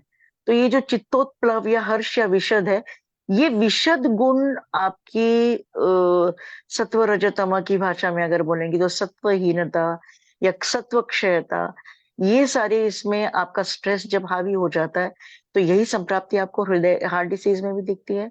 यही संप्राप्ति का या यही हेतु का बेस आपको कैंसर में भी दिखता है कि ये विषदता का ये 2-3 महीना कंटिन्यूशन में, 2 से 3 महीना वो पेशेंट या तो दुख में या फिर किसी तकलीफ में या फिर किसी डिप्रेशन में रहता है। तो जिसकी वजह से पहले व्यान की दृष्टि और उसके साथ में प्राण की दृष्टि, जैसे हमारे इसमें भी बताया गया है, जो अपना हठ योगा है या हठ योग प्रदीपिका है, तो चले वाते चलम चित्तम निश्चले निश्चलम भवेत, मतलब ब्रीदिंग को जो है वो किंग माना है। और आज जो रामदेव महाराज जी का भी इतना नाम है, या इतना उन्होंने जो लोगों को इतने गारंटी से ओपन प्लेटफॉर्म पे जो विधान करते हैं, क्योंकि वो सबसे पहला काम यही कराते हैं, 2 से 3 घंटा प्राणायाम आपके प्राण के ऊपर का, आपके ब्रीदिंग के ऊपर का आपको जैसे, because basically your breathe is making your mind active. और हमारे चित्त का स्थान, हमारे अतीन्द्रिय मन का स्थान हमारा हृदय है। तो जिसकी वजह से ये जो विशद गुण है बहुत जल्दी रसदुष्टि रक्तदुष्टि करके आपकी दौर्बल्यता की तरफ लेके जाता है। अगर आपका माइंड काम है, अगर आपकी एक्टिविटी कम है, क्योंकि आजकल जितना भी मतलब ऐसे केसेस है कि जिन्होंने दारू तंबाकू या मानीचंद कुछ खाया ही नहीं सर। मैं याद होगा आपको 2 महीना पहले मैंने एक बहुत यंगस्टर केस दूषित व्रण के लिए प्रेजेंट की थी, लेकिन वो पेशेंट पोस्ट कीमोथेरेपी और रेडियोथेरेपी मेरे पास में आया था सर। 42 एज था उस पेशेंट का, व्रण विद्रदी की फॉर्मेट में मेरे पास में आया था, बिकॉज रेडियोथेरेपी से पूरा काला हो गया था, खून रोका, उसका ब्लीडिंग अच्छा हुआ। आयुर्वेद का थोड़ा पंचकर्म वगैरह बताया तो उसको महंगा लगा। पेशेंट सोलापुर से टाटा का ट्रीटमेंट करके मेरे पास में बॉम्बे आया। बॉम्बे से पंचकर्मा के लिए मैंने यहाँ बुलाया तो उन्होंने 14 दिन का कॉस्ट सुन के बोला कि नहीं मैं नहीं कर सकता हूँ। उन्होंने सिर्फ एक्सटर्नल ट्रीटमेंट लेके जो भी ड्रेसिंग है वो और मैंने विरेचन का दिया था उसके ऊपर उनको अच्छा रिजल्ट मिला। लेकिन बुरी बात ये कि उन्होंने 1 हफ्ते में वो कंटिन्यूशन में आने वाले थे, पैसे का अरेंजमेंट करके उन्होंने कंटिन्यू किया। 1.5 महीना के बाद में आज न्यूज मिली कि एक्सपायर्ड बिकॉज ऑफ मल्टीपल विद्रदी। जो वो जख्म था उसको ड्रेसिंग के बाद में, जैसे उस वक्त में मैंने सूक्ष्म त्रिफला गंधक रसायन, गंधर्व हरिता की गुडुचि रसायन चूर्ण, ऐसे कुछ कॉम्बिनेशन दिया था और उनको सारा एक्सप्लेन करके बताया था कि cancer with metastasis, oral cancer है लेकिन इसका मेटास्टेसिस अभी तक सिर्फ लिम्फ नोड फॉर्मेट में, कहीं पे भी कोई ऑर्गन को नहीं किया। तो जब आपका चित्त या आपका मन ये दुर्बलता रहती है तो ऑटोमेटिकली इट रिप्लिकेट्स योर शारीरिक दोषाज एंड शारीरिक धातु, जैसे आदित्य सर और एक जो डॉक्टर बता रहे थे बहुत अच्छी चीज बता रहे थे। लेकिन ट्रेडिशनली आप आज के दौर में अगर देखेंगे तो हमारे चरक में जो 3 डिसीज उन्माद, अपस्मार और अतत्वाभिनिवेश है, अतत्वाभिनिवेश सर, ये सारी चीज की लेवल पे हम हेतु या हिस्ट्री ही नहीं लेते, जबकि होम्योपैथ लेते हैं, होम्योपैथ माइंडसेट वाला लेते हैं, उनका पूरा डिटेल हिस्ट्री निकालते हैं। लेकिन आज ऐसा जरूरत है कि शारीरिक हेतु, आहार हेतु और विहार हेतु के साथ में मानस हेतु के संप्राप्ति और मानस हेतु के जो भी चीज है, क्योंकि रज तम दोष इनके ही एबनॉर्मलिटी से मनोदौर्बल्य आता है। और मनोदौर्बल्य के साथ में अगर वहां पे विषदता या दुख या डिप्रेशन ऐसी कोई चीज है तो वो कोई सिंगल डिसीज फॉर्म नहीं करेगा, वो ग्रुप ऑफ डिसीजेस फॉर्म करता है। उसी में आपको कभी कितनी बार दिखेगा कि विभत्स चेष्टा या वेग अवस्था या कोई कन्वल्जन आना या फिर तम प्रवेश हो जाना, ये सारी मेंटल कंडीशन है। लेकिन ये मेंटल कंडीशन आपको असाध्यत्व का भी द्योतक बताती है कि जब पेशेंट इस तरीके से ऑटोमेटिकली या ऑल ऑफ अ सडन चला जाता है। और फिर इसके अलावा जैसे आचार विभ्रम के बारे में बातचीत चल रही थी तो बहुत अच्छा टॉपिक है सर। इसके ऊपर तो मैं बोलूंगी कि आप एक अच्छा सा सेशन लीजिए, क्योंकि मनोदौर्बल्य या मानस हेतु या सत्व रज रज और तम गुण का विशेषण या जिसे बोलते हैं संप्राप्ति, इन सारी चीजों पे कैसे साध्यत्व करना, ये भी एक बहुत बड़ी चीज है। क्योंकि हम भौतिक तो चिकित्सा दे देते हैं सर, लेकिन काफी बार आपको दिखता है कि पेशेंट जब तक ट्रीटमेंट लेता है तभी तक उसका ये मिलता है, साध्यत्व मिलता है। तो ये चीज को बहुत जरूरी है, बिकॉज आई फील दैट कि व्यान की दृष्टि कंट्रोल में और जब तक प्राण की दृष्टि कंट्रोल में नहीं आती है तब तक आप any disease like cardiac disease और कैंसर और मेटास्टैटिक स्टेज ऑफ कैंसर या डायबिटिक पैथीज जो है कॉम्प्लिकेशंस, इन सबको चीज करने के लिए या कंट्रोल करने के लिए आपको बुद्धि, मन, अतीन्द्रिय, इन सब चीज पे काम करना, इन सब चीज को ओमनी प्रेजेंट तरीके से, मतलब हमारे से चेतना द्रव्य देके जो चेतना को अच्छी तरह से उद्दीप्त करती है, तो ऐसे देना बहुत ज्यादा जरूरी है। और उसके साथ में मानस चिकित्सा, बिकॉज माइंड हीलिंग मेरी ट्रीटमेंट का बहुत इंपॉर्टेंट पार्ट है। तो थैंक यू सर, बहुत अच्छा टॉपिक लिया आपने। लेकिन इतना डिटेल में ये टॉपिक बातचीत, मतलब अभी जो बात करें वही मतलब एक सिरे से बहुत डेप्थ तक चला जा सकता है। तो ये मतलब और डिटेल में लेने वाला टॉपिक है सर। बाकी तो ऐसे काफी सारी चीजें हम षट चक्रा के लेवल पे भी लेते हैं, लेकिन मनोदौर्बल्य और शरीर दौर्बल्य ये जब तक रहेगा तब तक डिसीज का रूट कॉज आप ठीक नहीं कर पाते। और आजकल 80% वो एजुकेटेड है, वो बहुत पैसे वाले हैं, सब कुछ साध्य किया हुआ, उनका भौतिक सब कुछ अचीव हो जाता है, लेकिन फिर भी वो अगर सुसाइडल अटेम्प्ट करते हैं और डिप्रेशन में अगर मतलब साइकोलॉजिकल लेवल पे वो ये करते हैं, तो आप समझ सकते हैं कि व्याधि से शारीरिक रूप से कॉन्कर करके कोई फायदा नहीं। ओके। जी एंड इसका दूसरा एक और चीज है सर कि आजकल का जो विदाउट कमिटेड रिलेशनशिप या इन्वेस्टिंग इनटू रिलेशंस या फैमिली, ये इतना दूर होता जा रहा है बिकॉज ऑफ जो संस्कृति बोलिए या सिंगल न्यूक्लियर फैमिलीज का चलन बोलिए, कि जिसकी वजह से एक आम इंसान 20s और 30s में जो उसका पित्त के प्रकोपित अवस्था और उसके मतलब अचीवमेंट का सबसे हाईएस्ट पीक पीरियड रहता है यौवन का, लेकिन तब जो लोग हैं वो फीलिंग ऑफ होपफुलनेस या फिर लोनलीनेस या फिर वर्थलेसनेस, ये सारी चीजों की वजह से पहले डिप्रेशन में जाते, मतलब हमारा जो कंसेप्ट है उसी इसमें, और फिर वहां पे जो भी अवसाद है या जो भी उनका विषद गुण है या जो भी मानसिक लेवल पे, और फिर वो डिप्रेशन डेवलप करके फिर धातुगत अवस्थाएं डेवलप होती है। तो ये सारी एंडोजीनियस डिप्रेशन और ये सारी मानस इसमें counselling plays a very important role. लेकिन उसके साथ में बिकॉज हमको सबको मालूम है कि सारे न्यूरोट्रांसमीटर, सारा हार्मोन बैलेंस हमारे ब्रेन से अगर है, तो वो मानस चिकित्सा या वो हमारी जो आयुर्वेद में शाश्वत बताया गया उसको बहुत इंपॉर्टेंस देने का वक्त आ गया है। इतना इंपॉर्टेंट है सर ये आज की। Thank you sir. हाँ, इस पे और और किसी को कुछ बोलना है बोलिए। सर ये मेमोरी के बारे में, जिस तरह से हमारा शरीर बंधा रहता है, ये मतलब कितने लेवल्स पे से जेनेटिक भी एक मेमोरी रहती है। तो सर जैसे जैसे महाभूतों की एक मेमोरी रहती है, फिर महाभूत से जो पहला मतलब जो एटम्स बनते हैं उनकी भी मेमोरी रहती है। फिर जिस तरीके से हमारा पूरा जैसे बताया करोड़ों सालों से इवोल्यूशन हुआ है, मतलब इस नर का जो इवोल्यूशन हुआ है, पंच महाभूतों से जुड़ा हुआ जो नर है, मतलब जो जानवर है, तो उसकी मेमोरी रहती है। फिर उसके अंदर जो जेनेटिक कोडिंग है उसकी मेमोरी रहती है। फिर उसके कर्म कैसे हैं उसकी मेमोरी रहती है। फिर उसका अचेतन मेमोरी रहती है, मन का या मनोमय कोश का। फिर उसका वो सबकॉन्शियस मेमोरी रहती है, कॉन्शियस मेमोरी रहती है। जी सर, जी सर, हर लेवल पे मतलब वायु का एक तरीके से सूक्ष्म अंग काम करता है। जी सर। जी, इस टॉपिक पे और कोई बोलना चाहे तो बोलिए प्लीज। जी सर, अभी मैं मैम को सुन रहा था। जी हेलो। हाँ हाँ, बोलिए सर बोलिए। हाँ, अभी मैं मैम को सुन रहा था, उन्होंने बताया था कि अभी 30-40 साल के बच्चों को हमें ना अर्बुद के गंभीरतम मामले मिले हैं। ये ना मुझे ऐसा लगता है ये परिणाम है।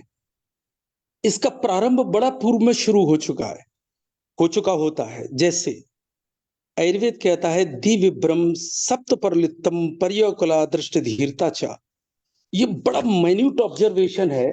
मानसिक रूप से अगर आप दौर्बल्य हैं तो अनिवार्य रूप से शारीरिक दौर्बल्य होगा ही, और शारीरिक दौर्बल्य होगा तो आप इम्यूनिटी कंप्रोमाइज्ड होंगे ही। और उसी के लिए वो कहते हैं धी विभ्रम है, भ्रमपूर्ण ज्ञान। हमने ये जो मान लिया है कि सब कुछ पैसा है, ये भी एक तरीके का भ्रमपूर्ण ज्ञान है। और हमारे नौजवान जिन्हें आजादी के बाद से इसके पीछे ज्यादा तेजी से दौड़ाया जा रहा है, जैसे अभी मैम बता रही कि एक न्यूक्लियर फैमिली में होने की वजह से ना भी हमें बहुत सारे कॉम्प्लिकेशंस बढ़ती हैं, उससे दौर्बल्य होता है। ये बिल्कुल सही बात है। लेकिन मैंने जैसे श्री राम का उदाहरण दिया, वो 14 वर्ष नितांत एकांत में रहे हैं, लेकिन वो लक्ष्य आपका क्या है? आज की न्यूक्लियर फैमिली में रहने वाले व्यक्ति ने अपना लक्ष्य क्या तय किया है? क्या वो मानव का स्वाभाविक गुण है? अगर उस स्वाभाविक गुण की पूर्ति के लिए आप कर रहे हैं तो आप दुर्बल होंगे ही नहीं, आपको धी विभ्रम होगा ही नहीं। जैसे शुक्ति में रजत आयुर्वेदिक एक उदाहरण देता है, सप्त परलित्त मन की चंचलता, अधीरता। और ये सब का कारण कहां से होता है, इसकी संप्राप्ति कैसे है? उसी में बताया, आयुर्वेद ही कहता है रूक्षाल्प, शीतन्य, विरेक, धातु क्षय, वो पे मुझे पूरी तरह से याद नहीं आ रहा, प्रदिश्यम बुद्धि, ये सारे लक्षण लगातार, ये सारे हेतु लगातार एक साथ इकट्ठे होते जाते हैं। ये एक बड़ा विषय है। ये दौर्बल्य कहां से आ रहा है? इतना सारा न्यूट्रिशन होके हमें सब पता है हमें कौन सी विटामिन लेनी है, कौन सा मिनरल लेना है, नेट पे सब कुछ मौजूद है, सारी दुनिया ले रही है। उसका सप्लीमेंट देने के लिए एक बड़ा संसार खड़ा किया गया है, वो आर्टिफिशियल है। सर आपका म्यूट हो गया सर। इसका कारण ये टॉपिक काफी बड़ा है, ये बिल्कुल सही कह रहे हैं कि ये टॉपिक काफी बड़ा है। मैं सिर्फ इसमें इतना कहना चाहूंगा कि अगर इस तरीके के पेशेंट हमारे साथ आते हैं या हमारे पास आते हैं तो कुक्कुटांड त्वक भस्म, जिसको शायद हम बहुत ही कम इस्तेमाल करते होंगे, बहुत सारे लोग बहुत ही कम, और उसके साथ स्वर्णमाक्षिक, लव कबीर, ये बड़ी छोट च्यवनप्राश अवले, ये इतने रिमार्केबल रिजल्ट्स इनके आते हैं साहब। मैंने खुद से अपनी चिकित्सा में देखा है, आयुर्वेद से अच्छा अधिकार तो किसी का है भी नहीं इस क्षेत्र में। इस पर बड़ी बात हो सकती है, एक संभाषा इसी पर रख लें साहब, ऐसा मेरा निवेदन है जी। धन्यवाद। अरविंद सर, हाँ जी बताइए। आपने मेरा 2-3 दिन पहले का वीडियो देखा होगा शायद, क्योंकि फिलहाल ब्रेन डिसेक्शन, और ये मेरा लाइफ का तीसरा ब्रेन डिसेक्शन है, लेकिन 30 इयर्स के बाद का है। उस वक्त में मॉडर्न में इतना study central nervous system, peripheral nervous system, उसके न्यूक्लियस, उसके ग्लाइस, उसके गैंग्लियंस पे, लेकिन वो काम कैसे करता है, उसको कंट्रोल में कैसे लाना है। और जिस सिस्टम की शुरुआत महीने के गर्भज जो अपना सारा पाथवे है, उस इसमें पहले 3 महीने में सारे सब चीज बन जाती है। जो अभी बोल रहे थे सर जेनेटिक ना, सर वो जेनेटिक कोडिंग या कुछ ये सारा चीज बाद में डेवलप होके, but it starts from the first month of intrauterine health की, जहाँ इंट्रायूट्राइन फीटल डेवलपमेंट की, जब हमारे जो व्हाइट मैटर, ग्रे मैटर, या हमारी भाषा में वात का चलन या वात के ऊपर का कंट्रोल, जो जो बॉडी के ऊपर जो भी गर्भ की उत्क्रांति होती है वही वात से है। तो इस वजह से अगर हमने गर्भ संस्कार, और जब बेबी प्लान किया जाता है तब अगर हमने सारे संस्कार दे दिए उसको बहुत अच्छी तरीके से, जो कि आज की इस भागती हुई लाइफस्टाइल में बहुत डिफिकल्ट हो गया है, जिसकी वजह से ये जेनेटिकली उस वक्त में पहले 3 महीने में ख्याल ही नहीं रखा जाता है, जब वात की वजह से फर्स्ट ट्राइमेस्टर में जो भी संस्कार है, जो भी जीनोम, जो भी डीएनए कोडिंग जब डेवलप हो रहा है, तब जब वात को जो उसका पोषण चाहिए, जो उसका आहारज, विहारज, मानस हेतु वाइज जो उनको पोषण देना चाहिए, वो पहले 3 महीने में नहीं मिला, तब तक नर्वस सिस्टम बन जाती है। इतने मिलियन न्यूरोग्लियल सेल्स और इतने एक्सॉन्स और ये सारी चीज एक बार बन गया ना सर, वो कोड डल गया, तो फिर उसके बाद में वो 40s के बाद में एवियन होने वाला है, या वो 30s के बाद में हेतु की वजह से उसकी नर्वस सिस्टम वीक होने वाली है, या डिसीज, ये उसकी फीड हो जाता है sir. Because it is just like computer, जो एक बार एंटर पड़ गया तो वो फोल्डर से उसके बाद में आउटपुट वही आएगा जो उसके अंदर डाला। Exactly same is when a baby is generated and before the zygote formation, जो हमारी आयुर्वेद की शाश्वत, मतलब जितना आप आयुर्वेद को और उत्कलित करके इससे कोरिलेट करेंगे ना सर, तब तभी पता चल जाएगा कि माँ की जो मानस अवस्था है, माँ की जो उस वक्त की ओजक की मतलब जो पोषण बच्चे को मिलता है, और 8वें महीने में जो उसको पास ऑन होता है माँ से, या ओज की निर्मित के वक्त में जो भी है, तो वहां से लेके उसकी जन्म भर के लिए जो भी उसकी ताकत है, उसका शौर्य है, उसका जो भी गुण है उसके अंदर के, जो भी पावित्र है, वो सब कुछ तभी डल जाता है सर, क्योंकि हमारी गर्भावकांत्री के पहले 4 महीने में सारी चीज का बताया गया है कि कब चेतना का स्थान है, कब अतीन्द्रिय मन डेवलप होता है, कब इच्छाएं डेवलप होती है। ये वहीं से काम है सर। आप बाद में आप उसको चेंज नहीं कर सकते, जैसे प्रकृति चेंज नहीं होती है, दोष चेंज होते हैं, प्रकृति के इसमें कोई चेंजेस नहीं आता है, विकृति डेवलप करने के लिए चेंजेस आता है, लेकिन प्रकृति में कोई बदलाव नहीं आता है। Same is what ever nervous system, जो भी वात पित्त कफ, अगर आपको संस्कार करने तो आपको ये गर्भ की क्रांति जब है उसके पहले प्लांट बेबी के वक्त से अगर आप कंट्रोल लेते हैं, गर्भ संस्कार करते हैं, प्लांट बेबी देते हैं, तभी आने वाले वक्त में हमारे कंजेनिटल एनोमलीज और जो भी कॉम्प्लिकेटेड और क्रिटिकल इलनेसेस की इतनी जो भरमार बढ़ चुकी है कि 40s में, 60s में, 50s में, ये जो इमीडिएट लोग अपनी प्रतिकार शक्ति कम करके फेस कर रहे हैं आजकल के डिसीजेस, इसमें हेतु तो उतने हैं ही सर, लेकिन कहीं ना कहीं ये भी हेतु है कि जो गर्भ निर्मित के वक्त में डेवलप हुआ है, ऐसे मुझे लगता है सर। बिकॉज थोड़ा सा अभी मॉडर्न का देख के there are lot of restrictions into allopathy कि दे डोंट नो, बट हाँ physically they have studied what is nervous system, और किस तरीके से कौन सा ट्रैक कहाँ पे जाके कौन सी मसल को ट्रिगर करता है क्या। लेकिन अगर वो मसल वीकनी हो गया है, डिस्ट्रॉफी हो गई, तो there is no regeneration in allopathy. But ये आयुर्वेद इसलिए कर पाता है बिकॉज हमारी वात पित्त कफ की कंसेप्ट, डेली का वात पित्त कफ का निर्माण, और डेली की हमारी अवस्था पाक किस तरीके से कंट्रोल करनी है, किस तरीके से ट्रीट करना है, ये सब क्लियर है हमारे आयुर्वेद में। Thank you sir.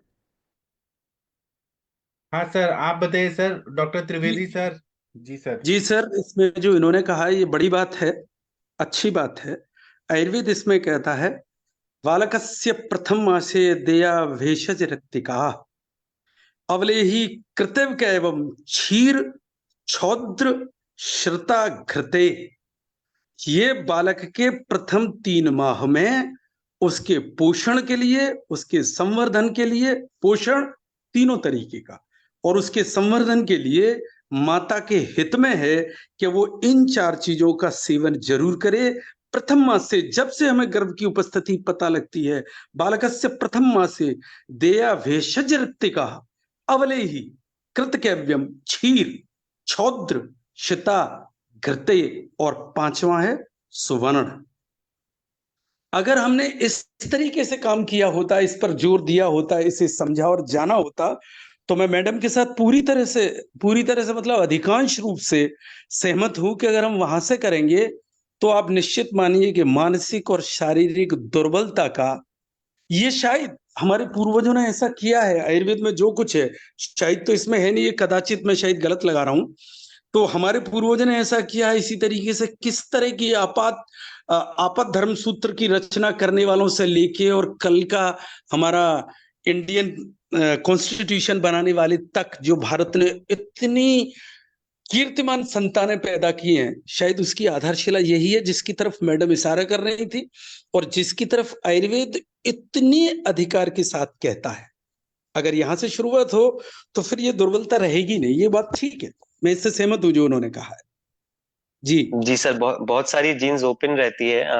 जब अग्नि इतनी इतनी प्रगाढ़ रहती है, जब बच्चा कोख में रहता है, एम्ब्रायो रहता है, फीटस रहता है, तो बहुत सारी जीन्स ओपन रहती है। तो डेफिनेटली अब तो जैसे जब बच्चा एक बार पैदा हो जाता है तो कई जीन्स से तो बंद हो जाती हैं, फिर उनको खोलना जी भी बड़ा मुश्किल है। तो जी, डेफिनेटली बिल्कुल सच है। सारा कुछ सूचनाओं का ही आदान प्रदान है, सब जहां भी जी है, सर। जी सर। बिल्कुल सब कुछ उसी पर टिका हुआ है। क्योंकि एक बार सूचना पर भी सर एक संभाषा रख ली जाए। जी जी सर मॉडर्न भी तो यही बोलता है, central nervous system is that system which interprets your पांचों इंद्रियों का जो ज्ञान है, जो हमारी कलेक्शन ऑफ नॉलेज है, उसकी उसको इंटरप्रेट करके it passes on to peripheral nervous system and then somatic nerves and afferent. ये वो मानते हैं, लेकिन जब मन के बारे में बोलेंगे, मानस के बारे में बोलेंगे, तो physically they will not accept it. जबकि सेंट्रल नर्वस सिस्टम का डेफिनेशन पढ़िए, तीनों भी चीजें जो है जी वो meaningfulness, then mindfulness, emotions and their interpretation. लेकिन जब डिसीज के बारे में बात करेंगे कि उसने वैचारिक लेवल पे डिप्रेशन में गया, इस वजह से वो कैंसर के लिए प्रोन हो सकता है, तो इस चीज को नहीं मानेंगे, बोलेंगे आयुर्वेद इज नॉट साइंस। जबकि आप, बिकॉज अभी फिलहाल में मेरे 2 हफ्ते से वही टॉपिक चल रहे थे, आई वॉज वेरी सरप्राइज कि इतना क्रिस्टल क्लियर यहीं पे है, और वहां पे इंपॉर्टेंस ऑफ फीलिंगनेस और importance of hormones, importance of, लेकिन ये पांचों इंद्रियों का ज्ञान जो भी है, और ये इंद्रिय कब डेवलप होती है, कब सूक्ष्म स्वरूप में होती है, कब प्रव्यक्त स्वरूप में होती है, ये सारा गर्भाव क्रांति में बताया गया है। मतलब आयुर्वेद कितना शाश्वत है और कितना क्लियर कट इंडिकेट करता है कि अगर आपको ट्रीट करना है तो आपको वहीं पे दृष्टि हो चुकी है। और आप लीजिए ना, हिस्ट्री लीजिए, 9 महीने की हिस्ट्री लीजिए, फर्स्ट ट्राइमेस्टर की लीजिए। आज के इतने एजुकेटेड एंड 2023 के दौर में भी first trimester is neglected trimester, where there is no spare, that is a time जब स्पेशल केयर लेना चाहिए। मानस, स्पिरिचुअल और शारीरिक लेवल, आहारज और विहारज, ये सारी चीज का जिसकी तरफ 10% भी ध्यान नहीं होता है, 10% भी। ये वजह है कि जी आज की पीढ़ी जो इतनी मानसिक और शारीरिक दुर्बलता की तरफ जा रही है, बिकॉज उनके जी जीन्स वैसे ही वीक बन जाते हैं जैसे उनके संस्कार। जी जी जी मैम, मैं बिल्कुल। और मैं इसी मैं कारण ना, से ये वर्ग थे पहले, मतलब मैं किसी वर्ग के अगेंस्ट या फॉर नहीं हूँ। इसी कारण से ये वर्ग थे कि हमारी जेनेटिक मेमोरी जो है, जैसे स्वर चिंतन जिसे बोलते हैं, जहाँ पे एलिमेंटल या एटम का हम जीन्स के साथ कोरिलेट करते हैं। तो स्वर चिंतन जैसे ज्ञान कुछ ऐसे जीन्स के साथ प्रिजर्व करके चले थे कि अगर इन जीन्स के साथ रहेंगे तो ज्यादा चांस रहेगा कि स्वर अंदर आ जाएगा या हमें मुक्ति की तरफ ले जाएगी। तो वो अब गड़बड़ हो गया है। मतलब इसको लोगों ने बहुत गंदे तरीके से भी यूज किया, लेकिन जो इसका बौद्धिक विचार था या जो इसका तात्पर्य था कि वर्गों को बनाने का, वो पहले यही था जो मैं समझता हूँ। या बिल्कुल इसी भारतवर्ष। जी एक्चुअली डॉक्टर साहब, जब हम मेमोरी की बात कर रहे हैं ना, तो ये मेमोरी 14 अरब साल की है, जो एक होमोसेपियन के एक शरीर में दिखती है। इसकी शुरुआत 14 अरब साल पहले हुई है। 4 अरब साल पहले तो बड़ी संघनित रूप से हुई है। किसी वक्त में नोआल हरारी बताते हैं कि किसी वक्त में इस ही जमीन पर, इसी पृथ्वी ग्रह पर 9 तरह के होमोस रहा करते थे, जिनमें होमो इरेक्टस सबसे मजबूत माना जाता था। लेकिन जैसे अभी मैडम कह रही थी कि वो लोग मन की सत्ता को तो मानते ही नहीं है। आधुनिकों से जैसे ही हम बात करते हैं, तो हम महर्षि भेल की बात कर सकते हैं, या कविराज गणनाथ सेन ने बड़ी अच्छी, बड़ी सुंदर बात कही है, जो मुझे अभी ठीक से पूरी तरह याद नहीं आ रही। वो कहते हैं, आज्ञा चक्रा नाम है, आज्ञा कंद द्योवेष्टितु ब्रह्म गुहाश्याम तस्मनो अधिष्ठान नियति योगिन है। मन और मस्तिष्क का योग तब ही बनेगा जब आज्ञा चक्र, जिसे हम क्या कह सकते हैं, इमोशनल एपरेटस, जैसे हृदय का कहा है, हृदय चेतना स्थानम मुक्तम शुश्रुत देहिनाम। आचार्य सुश्रुत का शरीर का ये एक श्लोक है, जिसमें यह बनाया जाता है, बहुत ही अणु और परमाणु रूप से मन की सत्ता होती है। आयुर्वेद तो उसे मनु और परमाणु रूप, चक्रपाणी और जेजट दोनों ही आचार्य मन को मानते हैं। सत्वम मने तस्म चालपत्वम, ये इस तरीके से जो मन की परिभाषाएं दी गई है, मन का जो विषय, अब जैसे किसी भी चीज के बारे में हम बात करें, मन के बारे में बात करें, तो मन का विषय क्या है? चिंत्यम संगिकम, ये आयुर्वेद कहता है।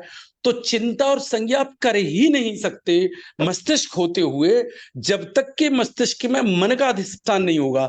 जैसे हम व्यवहार में देखते हैं, मैं अभी कुछ कह रहा हूं, आप कह सकते हैं सॉरी सॉरी मैं सुन नहीं सका, जबकि आपके कान तो सुन ही रहे हैं, फिर भी आप कहेंगे नहीं नहीं मैं सुन नहीं सका, आप इसे दोबारा कहना। तो मस्तिष्क ने उन संज्ञाओं को से अपना ग्रहण किया, जो ध्वनि मेरे मुंह से आ रही है, लेकिन मन उसे नहीं समझ सका, इसलिए मस्तिष्क का काम नहीं हो सका। तो मन का विषय क्या है? चिंतस्यम संज्ञकम। मन के कर्म क्या है? इंद्रिय प्रवर्तते। इंद्रिय में प्रवर्त, जैसे आप जब उसकी भी बात कर रहे हैं आज्ञा चक्र की, आप जैसा बात करते हैं नाड़ियों की, नर्व्स की, जो हम अभी बात कर रहे हैं, तो ये इंद्रिय प्रवर्तते, इंद्रियों में प्रवर्त कब होगा? इंद्रियों में प्रवर्त शरीर का कोई अंग तभी होगा जब मन की सत्ता का अधिष्ठान वहां पर होगा। तो बड़े अणु रूप से ये बात कही जा सकती है, बड़े बड़े विस्तृत रूप से भी ये बात कही जा सकती है। इस एक लंबा विषय है ये। मुझे लगता है बहुत जल्दी बहुत सारी बातें कहने का मन होता है, तो वो थोड़ा सा ओवरलैप कर जाती है चीजें शायद।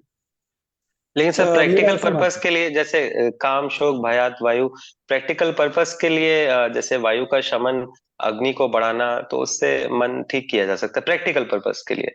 मतलब जो हम जी इसमें डुएबल कितना कर सकते हैं, रोगी को बदल कितना सकते हैं, इस तरीके से। जी जी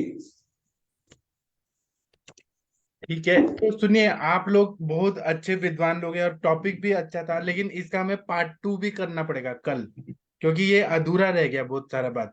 हम इसका जी कल करेंगे शाम को, संडे को नहीं होता है, लेकिन हम करेंगे इस पे और बात करेंगे। और 11 बजे हम लोग ना केसेस पे बात करेंगे। तो वो डॉक्टर प्रज्ञा डोरे अपने बहुत सारे सक्सेस स्टोरीज लेके आएंगी, अनुरिता मैडम आएंगी, और अपने त्रिवेदी सर आएंगे, आदित्य सर आएंगे। सब लोग 11 बजे फ्री डेमो क्लास होगा हमारा, 11 बजे 11 से। बजे हाँ, सुबह, कल संडे को। तो जी जो लोग भी आना चाहते हैं, सुनना चाहते हैं, सब लोग ज्वाइन करिए। ग्रुप में लिंक दे दिया जाएगा। 11 बजे आप लोग आइए और बहुत मजा आएगा। हम लोग बहुत कुछ सीखेंगे। और जो लोग अपने दोस्तों को भी लाना चाहते हैं, आयुर्वेद पे ही कल बात होगी, जो मोदी जी तक जाएगी। ये चीज हम इतना ब्रॉडकास्ट करेंगे इसको कि मोदी जी भी सुनेंगे हमारी बात। तो सर आप लोग आइएगा। एक्सट्रीमली सॉरी सर, कल मेरा सीए का ओपीडी और हॉस्पिटल का राउंड है। मैं हाँ पूरा कोशिश करूंगी 11 बजे ज्वाइन करने का। जी, लेकिन अगर मैं बात नहीं कर पाऊँ और ज्वाइन करके भी ये नहीं कर पाऊँ तो समझ लीजिएगा, बिकॉज कल का कोई ओपीडी बात नहीं, पुणे का कोई है। बात नहीं। जो लोग आना थैंक्स। चाहते हैं उन सभी का स्वागत है। और आप अपने दोस्तों को भी लाइए, मित्रों को भी लाइए, क्योंकि ये बहुत हाई लेवल का होने वाला है। कल 11 बजे होगा। ठीक है, तो अभी हम सेशन बंद कर देते हैं। आज की बात अधूरी रह गई, बहुत सारी बात करनी है। इसका पार्ट 2 कल करेंगे। मनीषा मैम, आप कुछ बोलना चाह रही हैं? मनीषा मैम। जी हाँ सर, जी सर, समय तो हो गया है, बट ये बहुत अच्छा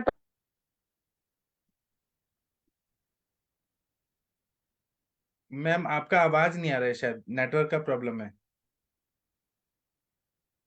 तो आप लोग कल 20-20 लोगों को लेके आइए, अपने सभी लोगों को, कुटुंब वाले सबको लेके आइए। हम लोग कल बहुत अच्छा बात करने वाले हैं। 11 बजे स्पेशल लेक्चर होगा आयुष दर्पण के प्लेटफॉर्म पे। अभी मैं सेशन बंद करता हूँ, और शाम को भी होगा यही टाइम पे 8:15 बजे। तो अभी तक थोड़ा विराम लेते हैं। थैंक यू, प्रणाम, गुड ठीक है नाइट, शुभ रात्रि। प्रणाम सर, प्रणाम। नमस्कार सर। जी जी।